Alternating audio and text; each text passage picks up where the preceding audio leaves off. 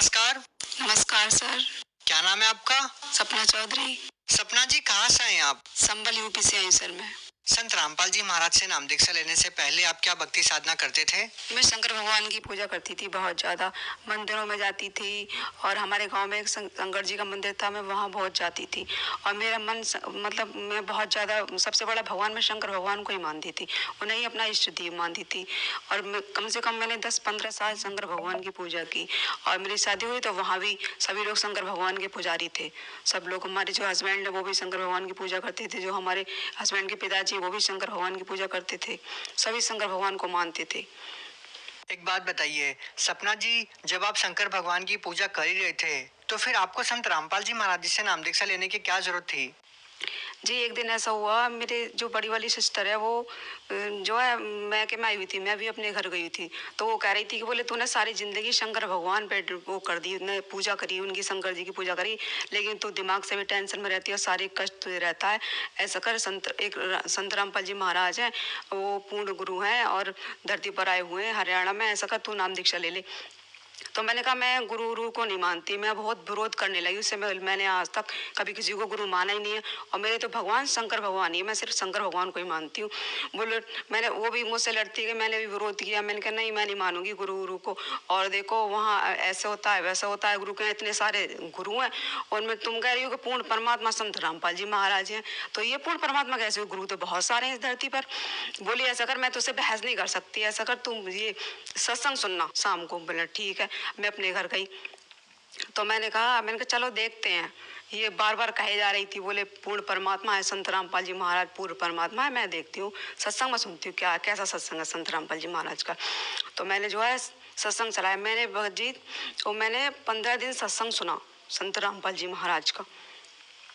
तो मैं सोचती थी, वहाँ संत रामपाल जी महाराज ने शिव पुराण दिखाया, शिव पुराण में दिखा रहे थे, बोले शंकर भगवान तमोगुणी है। मेरे दिमाग में वो बात टच कर गई एकदम। बोले, मैंने कहा सही बात है, शंकर भगवान तमोगुणी है, और इनके जो भक्त हैं वो जो शंकर भगवान की पूजा करते हैं, क्रोध बहुत आता है। मगर तभी हमारे घर में लड़ाई झगड़ा होता है, हमारे घर में बहुत लड़ाई होती थी। मैं भी शंकर भगवान की पुजारी थी, हस्बैंड भी हमारे शंकर भगवान के पुजारी थे, और जो भगत जी थे उनके पिताजी भी शंकर भगवान के पुजारी थे। हम तीनों बहुत झगड़ा होता रहता, घर में बहुत कलेश रहता था। तो मेरे दिमाग में वो जो है सत्संग थोड़ा सा बढ़ता चला गया। मैंने कहा ज्ञान तो अच्छा है, मैं सुनती गई। 15 दिन हो गए मुझे सत्संग सुनते सुनते। एक दिन क्या हुआ, मैं जो है लेटी हुई थी, रात के 11 बज रहे थे। जब रात के 11 बज रहे थे तो जो है मुझे काल का यम के एक लंबा सा आदमी आया, काला काला, बहुत तगड़ा आदमी था, बहुत बड़ा। वो बोला कि आज मैं तुझे लेकर जाऊंगा, आज मैं तुझे लेकर जाऊंगा और चल यहाँ से। मैंने कहा, बोला मैं तो नहीं जाऊंगी, मैं तो शंकर भगवान की पूजा करती थी, भगवान की पूजा करती, मेरे भगवान मेरी रक्षा करेंगे, मैं नहीं जाऊंगी यहाँ से बिल्कुल भी। बोले नहीं, मैं तुझे लेके जाऊंगा। उसने क्या काम करा, जबरदस्ती मेरा जो है एकदम से शरीर अंदर आत्मा जो है खींचनी शुरू करी। हाथ मेरे छोटे हो गए, मेरे हाथ छोटे हो गए, मेरे पैर छोटे हो गए, मेरा मुंह छोटा हो गया, एक गुड्डा सा शरीर जो है मेरा बन गया, छोटा सा। वो उसने एक झटके से मेरे बाहर खींच लिया। जैसे उसने मेरा शरीर बाहर खींचा, मैं इतनी रोई हो। मैंने तो इतनी पूजा की शंकर भगवान की, और भगवान ने मुझे बचाया भी नहीं, और मैं मर गई। तो मैं रोते रोते कह रही थी अपनी मम्मी से, पापा से, बहन भाइयों से, सबको पुकार रही थी, बोले मुझे बचा लो, मुझे बचा लो, मेरे भगवान ने भी मुझे नहीं बचाया। आज जो है मैं रोने लगी बहुत बुरी तरीके से। तो वो बड़े बड़ी दाढ़ी थी उसकी, काला सा आदमी था, बोला कि चल हम 10 मिनट का तुझे समय देंगे, और जो है जिसे पुकारना है पुकार ले। मैं जो रोने लगी, मैंने मम्मी पापा सबको पुकारा, किसी ने मेरे पर ध्यान नहीं दिया। मैं उन्हें गालियां भी दे रही थी। मैंने कहा मैं इतने दिन यहाँ रही, किसी ने मुझे रोका नहीं। वो मुझे लेके चल पड़ा एकदम से, बोले नहीं अब नहीं, हमने 10 सेकंड का समय दिया तुझे, और कोई तुझे बचा नहीं पाया, अब चल हम तुझे लेके चलते। वो मुझे लेके चल पड़ा।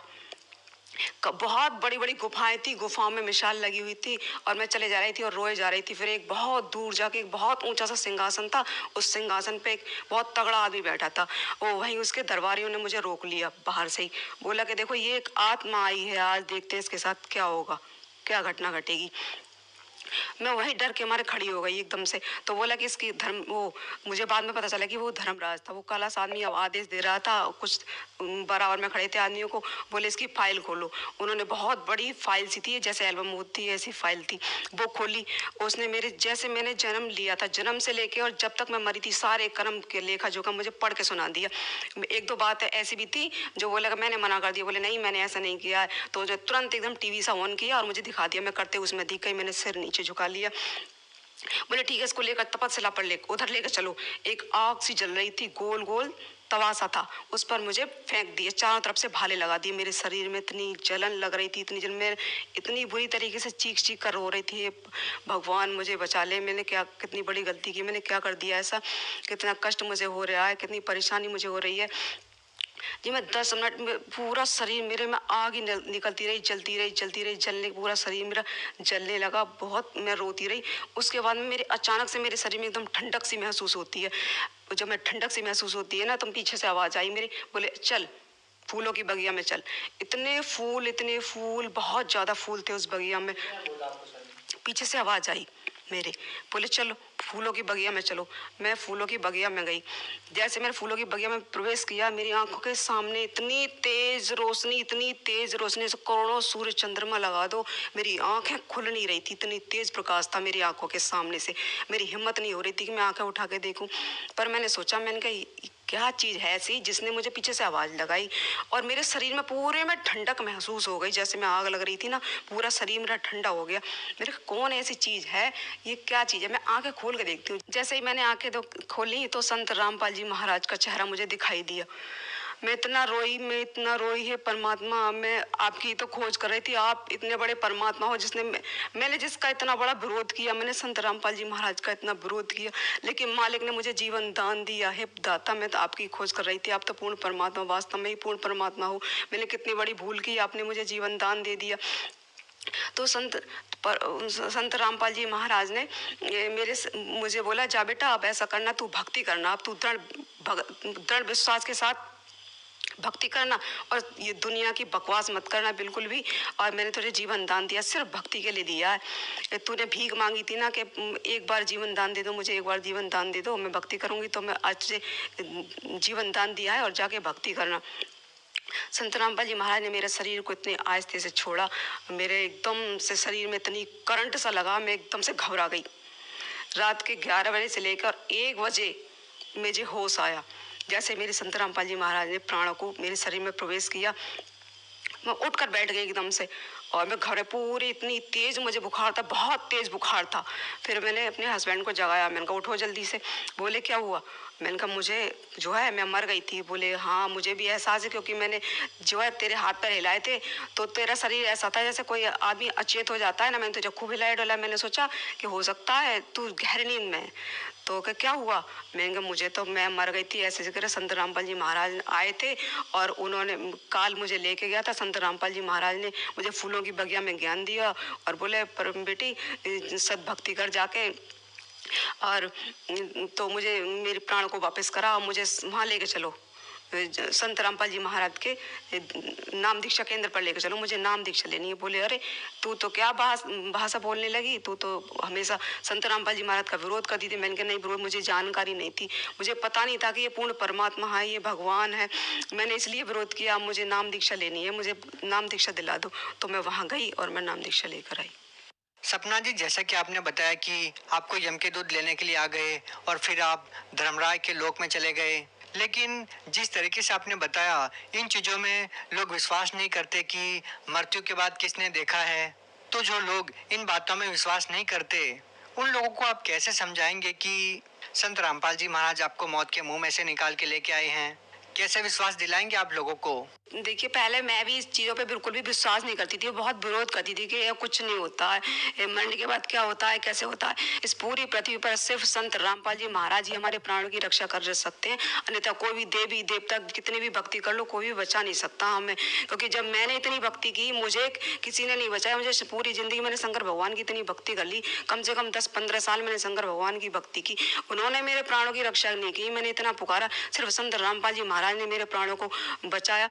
तो सपना जी, हम आपसे जानना चाहेंगे कि क्या संत रामपाल जी महाराज से नाम दीक्षा लेने के बाद आपको और कोई भी लाभ मिला? हाँ जी, संत रामपाल जी महाराज से नाम दीक्षा लेने के बाद मैंने 2000 फरवरी 2016 में नाम लिया था और अप्रैल में ही मुझे इतना बड़ा लाभ हुआ, परमात्मा ने इतना बड़ा चमत्कार दिखा दिया कि मेरी 5 साल की बेटी थी। उसके बाद में जो है जो भी बच्चा मतलब 2-3 महीने की प्रेगनेंसी हो रहती थी और बच्चा जो है खराब हो जाता था खुद ही। मेरे साथ 3 बार ऐसा केस हुआ और जो है अबॉर्शन कराना पड़ा तीनों बारी। फिर जो है मेरा तीसरा महीना चल रहा था नाम दीक्षा लिए हुए मुझे। तो जो है मेरी प्रेगनेंसी रुकी। फिर मैंने कहा अरे अभी तो जो है कहीं ऐसा ना हो फिर भी ऐसे पहले जैसा हो जाए, चलो डॉक्टर को दिखाते हैं। अब मैं और मेरे हस्बैंड डॉक्टर के यहाँ गए, बोले हमने दिखाया, बोले बोले बोले बेटा ठीक है और जो है रोग का इंजेक्शन लगा देते हैं हम, कल जो है चेकअप आज इसके सारे हो जाएंगे, कल रिपोर्ट मिलेगी, कल दोबारा आना। मैंने कहा ठीक है। उसने इंजेक्शन लगा दिया। तो हम दूसरे दिन गए। फिर जैसे ही हम दूसरे दिन गए वो बोले रिपोर्ट लेके आओ पहले। तो हमने रिपोर्ट चेक कराई। घबराहट सी हो रही थी मुझे बहुत ज़्यादा। भगत जी बोले जब नाम दीक्षा ले रखी है परमात्मा की, तुझे विश्वास है, आप परमात्मा ने इतना बड़ा चमत्कार दिखाया, तेरा जीवन दान दिया, तो घबरा क्यों रही है, चल रिपोर्ट लेकर चलते हैं। तो मैंने जैसे ही उन्होंने रिपोर्ट देखी, डॉक्टर ने बोली अरे ये तो बहुत गलत हो गया मुझसे। बोले भगत जी, वो हमारे हस्बैंड बोले कि क्या हुआ? बोले कि मैंने इंजेक्शन लगा दिया इसको, लेकिन इसके तो जो है सारे पेट में इन्फेक्शन है, 6 महीने इसका इलाज चलेगा और थायराइड की इसको बीमारी है। पहले इसका उसका इलाज होगा और तब जो है बाद में ये चीज़ कोई प्रेगनेंसी रह सकती है, अन्यथा इसका अबॉर्शन कराओ, ये बेकार है बच्चा। मैं रोने लगी, वहीं रोने लगी। मैंने कहा परमात्मा मैंने तो नाम दीक्षा ले लिया आपकी, ये क्या हुआ मेरे साथ? तो जो उस वक्त टाइम मतलब ऐसा था, मेरे पास ज़्यादा पैसे नहीं थे उस दिन, वरना मुझे इतना ज्ञान नहीं था। तो जब मैं पैसे नहीं थे, भगत जी बोले हमारे हस्बैंड बोले चलो घर चलते हैं। हम उस दिन घर आ गए। फिर मैं जहाँ हम जो चलती है संत रामपाल जी महाराज की, मैं वहाँ रोने लगी, परमात्मा हमने तो नाम दीक्षा ले ली और ये ऐसे कैसे हो गया, फिर ऐसे हो गया ये तो जो है मैंने फिर अपनी मम्मी पे फ़ोन किया। मेरी मम्मी ने नाम दीक्षा ले रखी थी परमात्मा से, तो फ़ोन बात की। बोले मैंने कहा ऐसे ऐसे बात है। बोले कि वो तू विश्वास कर, संत रामपाल जी महाराज से अर्जी लगा। मैंने संत रामपाल जी महाराज से अर्जी लगाई तो संत रामपाल जी महाराज का आदेश आया कि बेटा भक्ति करो और परमात्मा दया करेंगे। मुझे बड़ी खुशी हुई। और ऐसा करना, इस बार जो है 15 दिन बाद किसी और डॉक्टर को दिखाना, इस डॉक्टर को ना देखा, किसी और डॉक्टर को दिखाना। मैंने कहा ठीक है। फिर जो है हमारे हस्बैंड बोले ऐसा ना हो कहीं 3 महीने बाद और दिक्कत खड़ी हो जाए। 8 दिन बाद ही चल पड़े, बोले चलो किसी और डॉक्टर को दिखाते हैं। तो भगत जी देखो सर, जिस डॉक्टर से मैंने वो दिखाया मतलब इलाज कराया था और अल्ट्रासाउंड कराया था, वो ही दूसरे उसमें अल्ट्रासाउंड करता था। तो मैं घबरा गई उसको देख के। मैंने कहा ये इसने पहले अल्ट्रासाउंड करा मेरा, ये क्या कहेगा? बोले ये फिर आ गई और ये बच्चा खराब है, फिर ये आ गए अल्ट्रासाउंड कराने के लिए। तो जो है लेकिन मैं नाम जाप कर रही थी परमात्मा का, संत रामपाल जी महाराज के जो मंत्र दिए जाते हैं वो उनका जाप कर रही थी। तो जैसे मेरा अल्ट्रासाउंड पे नंबर आया तो मैं नाम जाप कर रही थी। वो बोला अल्ट्रासाउंड करने वाला मुझसे, बोले तुम्हें कोई दिक्कत है? मैंने कहा कुछ दिक्कत नहीं। बोले कोई तुम्हें दिक्कत परेशानी नहीं तो अल्ट्रासाउंड कराने के लिए क्यों आई हो? बोले बच्चा तुम्हारा ठीक ठाक है, कोई परेशानी नहीं, कोई दिक्कत नहीं, तो तुम लोग क्यों आए हो इतनी जल्दी? और ये बिल्कुल ठीक है। जो बेकार बच्चा था, बिल्कुल बेकार बताया था और अबॉर्शन के लिए बोल दिया था, वो बच्चा बिल्कुल ठीक, किसी बात की कमी नहीं उसके अंदर, बिल्कुल अच्छा था एकदम, किसी बात की कमी नहीं थी। और डॉक्टर भी, जब डॉक्टर को रिपोर्ट दिखाई ना तो डॉक्टर भी अचंभे में हो गया कि ये कैसे, कितना बड़ा क्या चीज़, आज तक हमने तो ऐसे कभी नहीं सुना ना देखा कि जो चीज़ खराब हो गई वो ठीक कैसे हो सकती है। वो भी अचंभा करने लगा। तो हमने बोला मैंने कि ये तो हमारे संत रामपाल जी महाराज की कृपा है, तो उनकी कृपा से ही ये बच्चा जो खराब था वो ठीक हुआ। उन्होंने ही, परमात्मा ने ऐसा चमत्कार कराया हमारे साथ।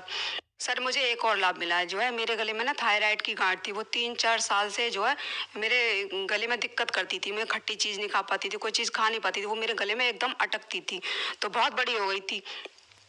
तो मैंने बोला, एक दिन मैंने दिखाने के लिए गई थी, मैंने संबल भी दिखाया। फिर मैं मुरादाबाद में डॉक्टर है संजय शाह, उसको दिखाने के लिए गई थी।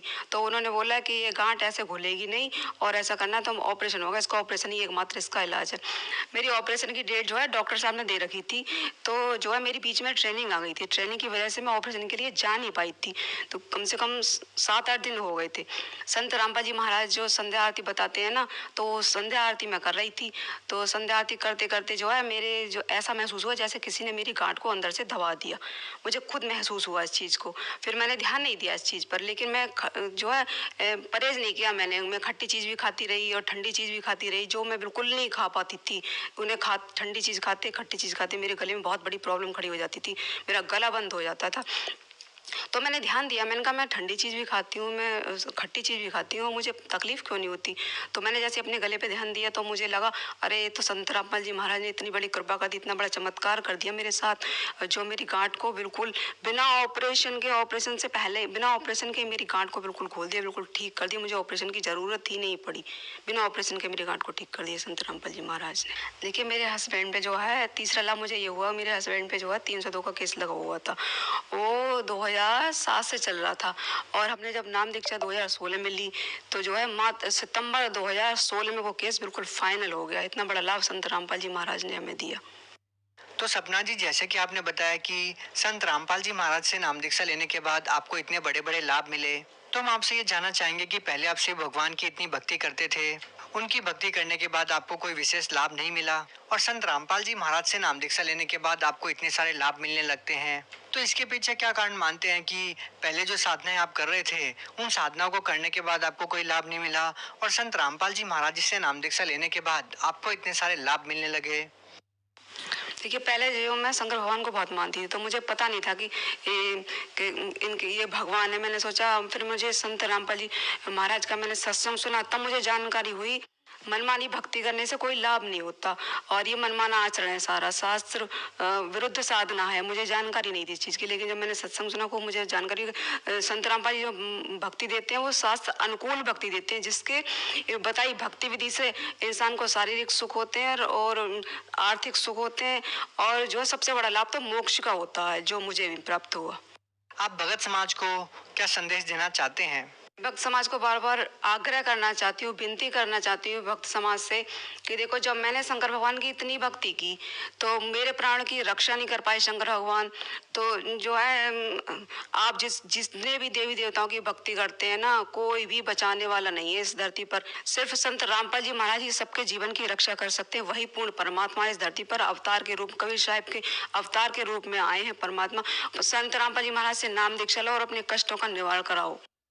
जो व्यक्ति संत रामपाल जी महाराज से नाम दीक्षा लेना चाहते हैं वो उनसे नाम दीक्षा कैसे ले सकते हैं? देखिए यूट्यूब पर संत रामपाल जी महाराज सर्च कीजिए और उस पर बहुत सारे सत्संग आते हैं। उन सत्संगों को ध्यान से सुनिए और समझिए।